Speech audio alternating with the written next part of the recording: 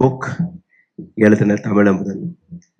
And அதுக்கு பின்னாடி அவர் பட்ட கஷ்டங்கள் எல்லாத்தையுமே நான் டெய்லி பார்த்துட்டு அண்ட் யூனோ ஒவ்வொரு ரூபாயும் சேர்த்து எந்த அளவில் இந்த புக்கு வந்து பப்ளிஷ் ஆகி வெளியில் வந்திருக்குங்கிற அந்த அனுபவம் எனக்கு தெரியும்.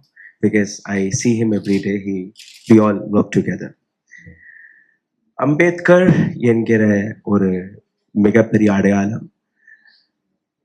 அவரை பற்றி பேசுறத விட we all should take him in our life. நம்மளுடைய வாழ்க்கையில் ஒவ்வொரு நாளும் நாம் பயணிக்கும் போது அதை எடுத்துட்டு போகிறது தான் ஒரு ரொம்ப பெரிய விஷயம். என்னுடைய பேக்கில் எப்போவுமே ஒரு கான்ஸ்டியூஷனுங்கிற புக்கு இருக்கும், right? And I always carry a constitution with me. இதை தாண்டி இந்த நாடு எப்படி நடக்கிறதுங்கிற விஷயத்த நம்ம புரிஞ்சுக்கணும். நீங்க பைபிள் படிக்கிறவங்களா இருக்கலாம், கீதை படிக்கிறவங்களா இருக்கலாம், குரான் படிக்கிறவங்களா இருக்கலாம், பட் அதையும் தாண்டி கான்ஸ்டியூஷனை படிப்பது ரொம்ப முக்கியம். Legislature, executive, judiciary and media. For the last 22 years, I have been serving as a media person. I'm a part of the system. இந்த புஸ்தகம் தான் அந்த சிஸ்டம். இந்த சிஸ்டத்துல இருந்து மீடியாவை நீக்கினாலோ, லெஜிஸ்லேச்சரை நீக்கினாலோ, எக்ஸிக்யூட்டிவை நீக்கினாலோ, இல்லை ஜுடிஷியரி நீக்கினாலோ எதுவுமே நடக்காது. And how do we function நீங்கள் பார்த்தீங்கன்னா, டெமோக்ரஸி, உங்கள் கையில் இருக்கக்கூடிய ஓட்டுரிமை, அதை வச்சு தான் நீங்கள் முடிவெடுக்கிறீங்க யார் எந்த இடத்துல என்ன வேலைக்கு இருப்பாங்க. அண்ட் என்னுடைய வேலை ஆஸ் அ மீடியா பர்சன் 2014 ஆண்டுக்கு முன்னாடி நீங்கள் பார்த்தீங்கன்னா ஐ வாஸ் ஆன்டி காங்கிரஸ். அப்படிதான் என்னை பட்டம் சூட்டி வச்சிருந்தாங்க. இன்னைக்கு நீங்க பாத்தீங்கன்னா ஐம் ஆன்டி பிஜேபி.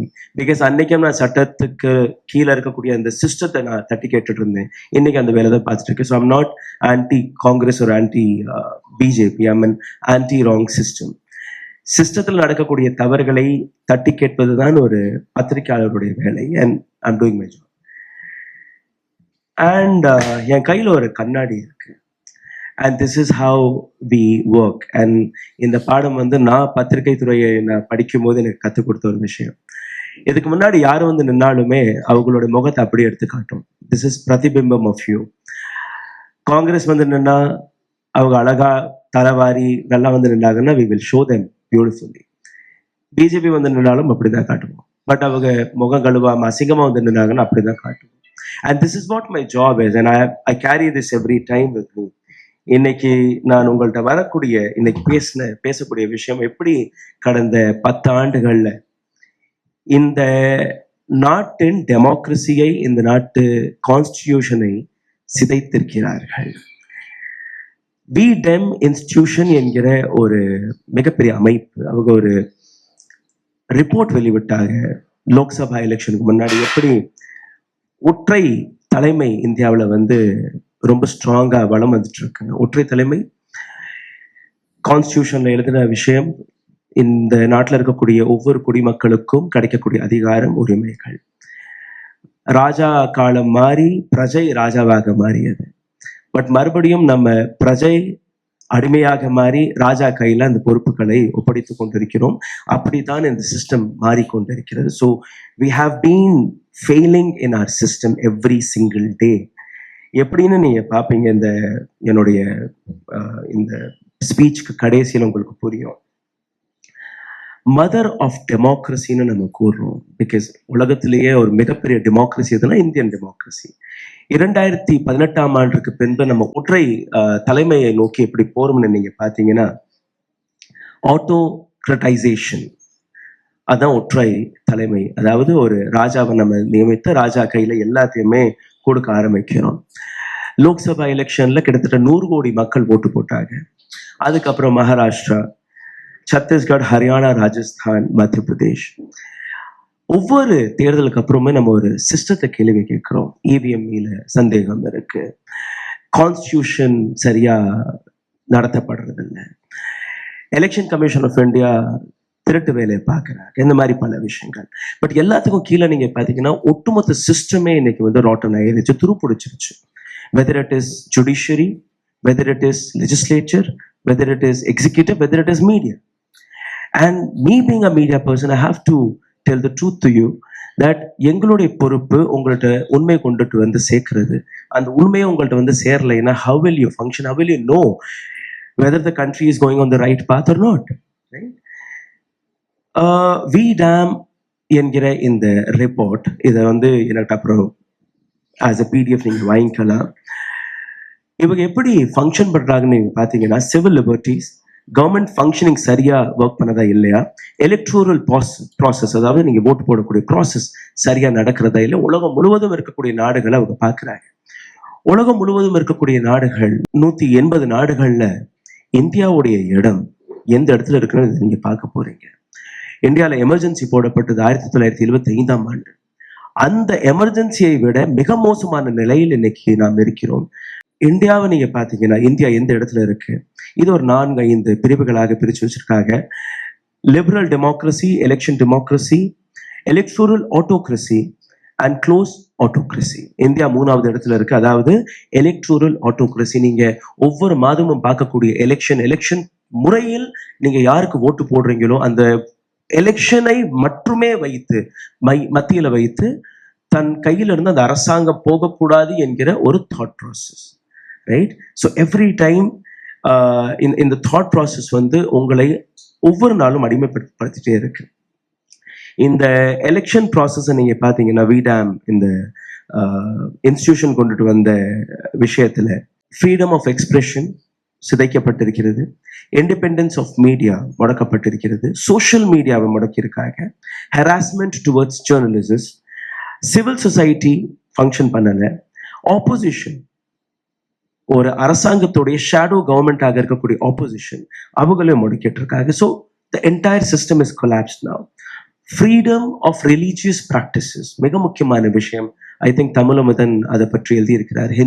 ஹிந்துத்வா என்கிற ஒரு விஷயத்தை வச்சு ஒவ்வொரு நாளும் நீங்க வீடியோக்களை பார்த்துட்டு இருப்பீங்க.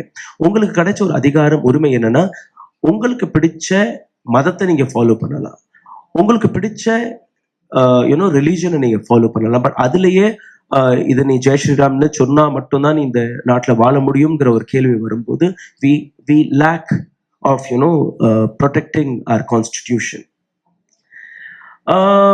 லிபரல் டெமோக்ரஸி எப்படி வேலை பார்க்குதுன்னு நீங்க பாருங்க.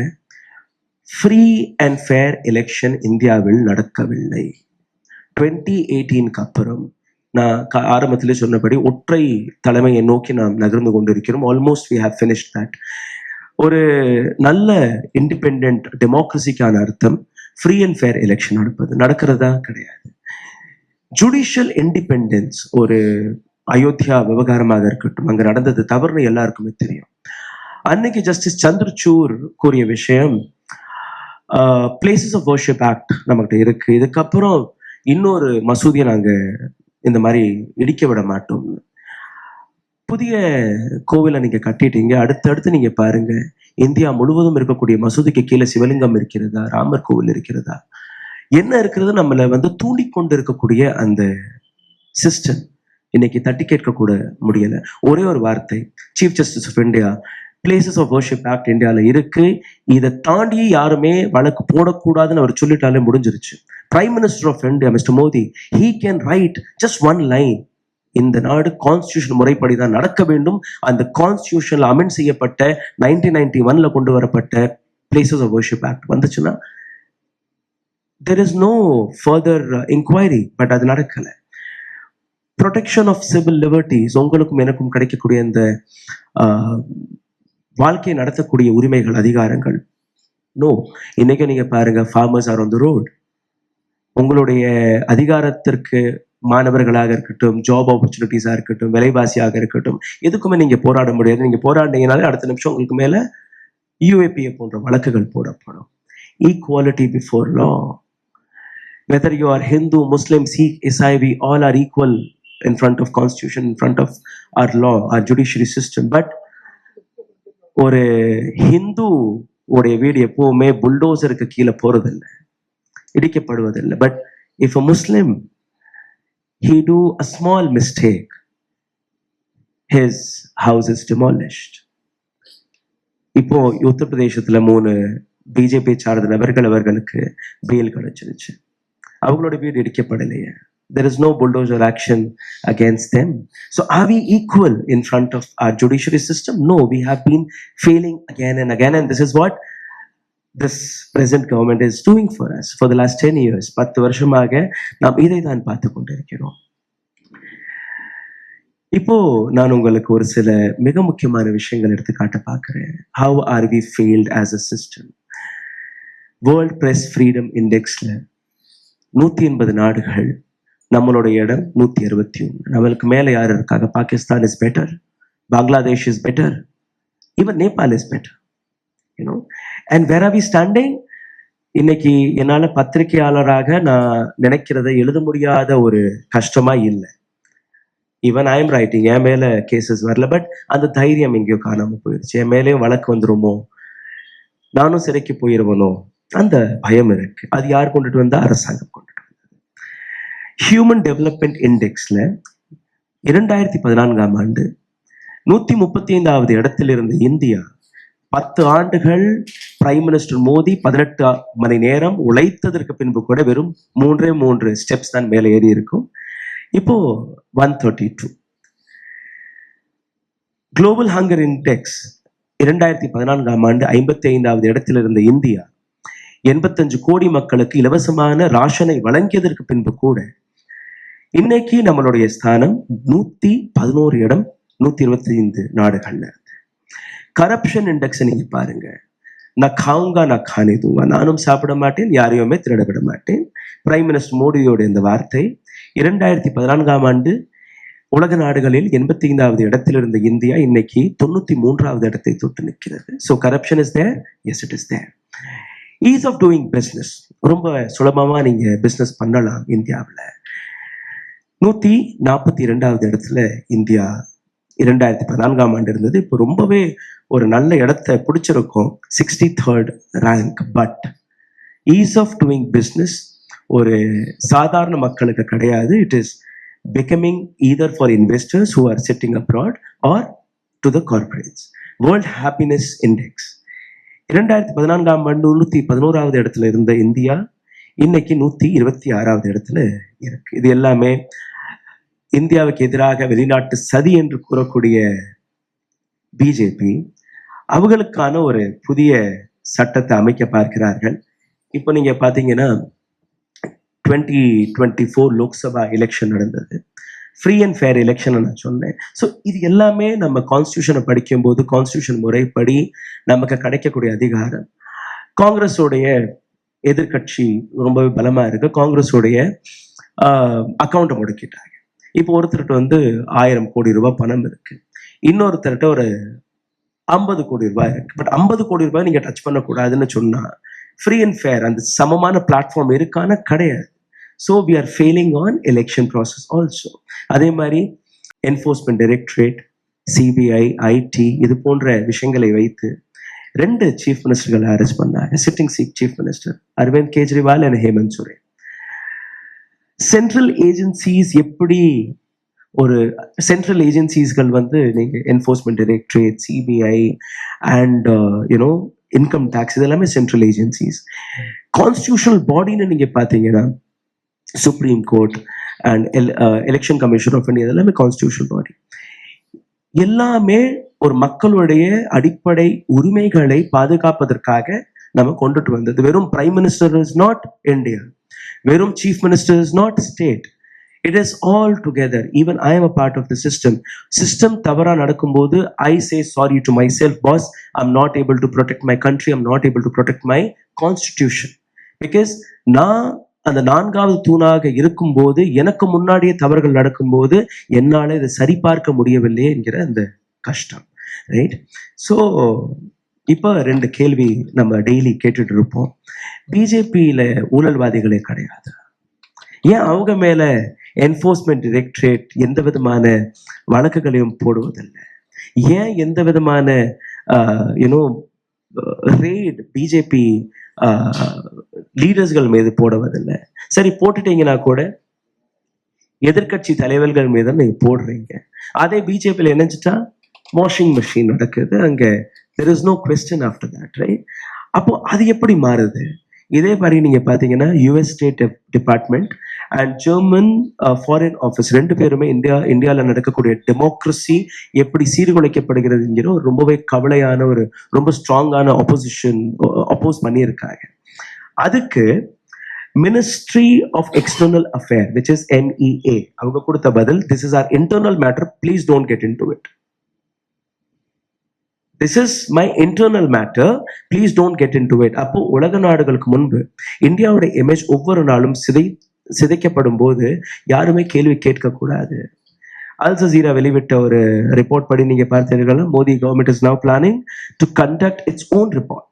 வெளிநாட்டில இருந்து வரக்கூடிய எல்லா ரிப்போர்ட்டுகளுக்குமே நாங்க ஒரு பதில் கொடுக்கறதுக்கு நாங்களே ஒரு புதிய சிஸ்டத்தை உருவாக்க போகிறோம். If you say my hunger index is so much, no, everything is there, we are giving free ration. If you say இந்தியால வந்து பெட்ரோல் 100 ரூபாய் போயிருச்சு, இல்ல அதுக்கு வந்து வேற அர்த்தங்கள் எல்லாம் இருக்குன்னு நேஷன் பில்டிங்க்கு நீங்க பணம் அதிகமா கொடுக்குறீங்க. Now GST is going to be 35%, will you pay? Right? So nobody should questionங்கிற விஷயத்துல நம்ம இன்னைக்கு வந்து நிக்கிறோம். So as a system we all are everyday failing, which is equality, justice or liberty. இது மூணுமே ரொம்ப முக்கியமான விஷயங்கள், கான்ஸ்டிடியூஷன்ல எழுதப்பட்ட வார்த்தைகள். அது எப்படி உடைக்கப்பட்டுச்சுன்னு நீங்க பாருங்க.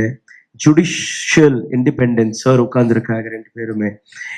Article 370 we lost it. Citizens Amendment Act CAA, again we stood on the roads, we lost it. NRC, we lost it. Farmers protest, we lost 700 farmers again and again. ஒவ்வொரு நாளும் நம்ம போராடிட்டு தான் இருக்கிறோம். இப்போ நீங்க பாத்தீங்கன்னா டெல்லிக்குள்ளேயே உள்ளே வர முடியாது. there are barricadings everywhere. அதுல நம்ம ஃபெயில் ஆயிட்டோம். ED and CBI is again a part of one rule, one person, which is Modi. Supreme Court, again one person, which is Modi. Media, which is again under one person, which is Modi. How are we functioning? Are we functioning as a system? No. Model Code of Conduct violate செய்யப்படுது. Election Commission of India ஏதோ சொல்றாங்களா? கிடையாது. EVMல எங்களுக்கு நம்பிக்கை கிடையாது, எனக்கு ballot பேப்பர்ல ஓட்டு போடணும். இல்ல, you cannot do it. இப்போ மகாராஷ்டிரால ஒரு சிறிய கிராமம், 2 நாட்களுக்கு முன்னாடி அதை பத்தி நான் பேசியிருக்கேன். அந்த கிராமத்துல இருக்கக்கூடிய votes வெறும் 1973 ஓட்டுகள். 2 பக்கத்துல ஒருத்தர் வந்து NCPன்னு ஒரு பக்கம் BJP. NCPயோடைய கோட்டை அது, அங்க அவர்களை தோற்கடிக்க முடியாது, பட் தோத்துட்டாங்க. BJPக்கு 1040 ஓட், NCP தலைவருக்கு 800 சில்லற ஓட். கிராம மக்கள் இதை எங்களால ஏற்றுக்கொள்ளவே முடியாது, நாங்க பேலட் பேப்பர்ல இன்னொரு வாட்டி மாக் போல் செய்யலாம்னு அவங்க முடிவெடுக்கிறாங்க. கிராம மக்களே 2,40,000 ரூபாய் சந்தாவாக சேர்த்து பேலட் பாக்ஸ் தயாரிச்சு, பேலட் பேப்பர்களை தயாரிச்சு தேதி குறிக்கிறாங்க. டிசம்பர் 3ஆம் தேதி போஸ்ட் அடிக்கப்படுது. உடனடியா டிபார்ட்மெண்ட் இஸ் அலர்ட். போலீஸ் அங்க போகுது, SP போறாங்க, கலெக்டர் போறாங்க, எலெக்ஷன் கமிஷன் ஆஃப் இந்தியா போகுது. No, you cannot do it, this is against the law. அப்போ அங்க அந்த 2000 பேரால ஒரு மாக் போல் கண்டக்ட் பண்ண முடியல ballot paper. So you know that you're somewhere wrong, right? And this is where we have been failed as a country. Wealth எப்படி போகுதுன்னு நீங்க பாருங்க. இந்தியாவில் இருக்கக்கூடிய 40% சொத்துக்கள் வெறும் ஒரே ஒரு % நபர்கள் கையில போயிருச்சு. அடானியோடைய சொத்து 2014ஆம் ஆண்டு என்ன இருந்ததோ அதுல இருந்து 2000 மடங்கு 2000 டைம்ஸ் இன்க்ரீஸ் ஆகிருக்கு. அதே மாதிரி மற்ற நபர்கள், உங்க கையில என்ன இருக்கு, என் கையில என்ன இருக்கு யாருக்கு தெரியாது. PM கேர் அந்த ஃபண்ட் என்ன ஆச்சு இன்னும் நம்ம கேட்க முடியல. As a media person I have been reporting all these things every day. But நம்ம எல்லாரும் அதை பண்றோமா? கிடையாது. அண்டர் மோடி கவர்மெண்ட் எப்படி இந்த ஃபெயிலியர்ஸ்களை நான் உங்களுக்கு எடுத்து வச்சனும், எப்படி டெமோக்ரஸி ஃபெயில் ஆனது, எப்படி மீடியா மேனிப்புலேட் செய்யப்பட்டதோ, இது அனைத்துக்குமே ஒரு மிக முக்கியமான காரணம் we are failing as a democracy. நான் தொடக்கத்திலேயே காட்டின அந்த ஆட்டோக்ரஸிங்கிற விஷயம், அதாவது ஒற்றை தலைமைங்கிற விஷயம், VDAM அவங்களோட ரிப்போர்ட் படி நீங்க பார்த்தீர்கள்னா, I just want to finish it very quickly. 18% உலகம் முழுவதும் இருக்கக்கூடிய வேர்ல்ட் பாப்புலேஷன்ல இருந்து 18% நம்ம இருக்கிறோம். இங்க நீங்க பாத்தீங்கன்னா 179 நாடுகள் இந்தியாவுடைய இடம் as a failed democracy is 104. 104வது இடத்துல நம்ம இருக்கிறோம். இப்போ சிந்திச்சு பாருங்க, வாட் ஆர் வி டாக்கிங்? இன்னைக்கு சைனா ஒரு மிகப்பெரிய பவர்ஃபுல்லான நாடாக மாறிட்டு இருக்கு. லாலாக்கு சிகப்பு கண்களை நம்ம காட்டிட்டு இருக்கோம்னால நம்ம பெருமை பேசிட்டு இருக்கோம். இதெல்லாம் மாற்றுறதுக்கு நமக்கு ஈவன் டாக்டர் அம்பேத்கரை நீங்க படிச்சீங்கன்னா ரொம்ப கஷ்டப்பட்டு படிச்சாரு.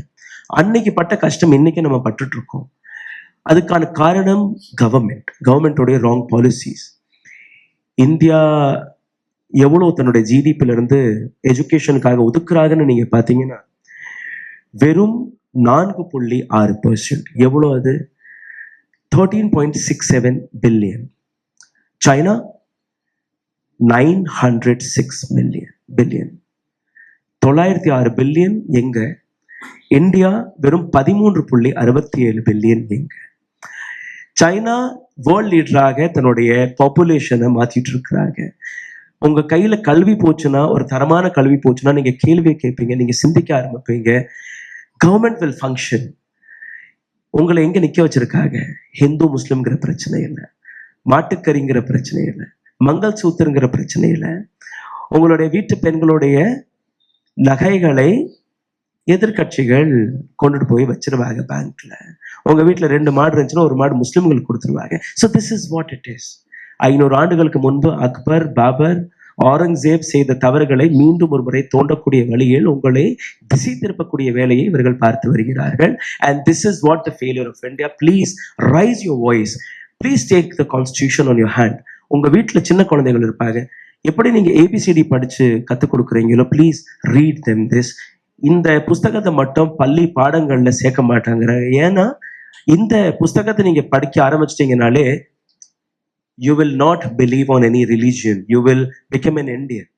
And that is what this politician and political circus doesn't want you to know. உங்களை எப்பவுமே அந்த ஜாதி வெறியை வச்சு, மத வெறிகளை வச்சு, மொழிகளை வச்சு உங்களை பிரிக்கக்கூடிய வேலையை இவர்கள் பார்த்து வருகிறார்கள். Please awake. And it's a high time for us to question. Thank you so much. ஊடகம் கார்ப்பரேட் அரசியல்வாதிகளின் கைப்பாவையாக அடிமைகளாக இருந்தது போதும். இனி சாட்டை எடுத்து சுழற்றும் நேரம் வந்துவிட்டது. ஊடகம் பொதுமக்களாகிய உங்களுக்காக, உங்களாலேயே இயக்கப்பட வேண்டும். ஊடக சுதந்திரத்திற்காக உங்களின் பங்களிப்பை இன்றே அளித்திடுங்கள்.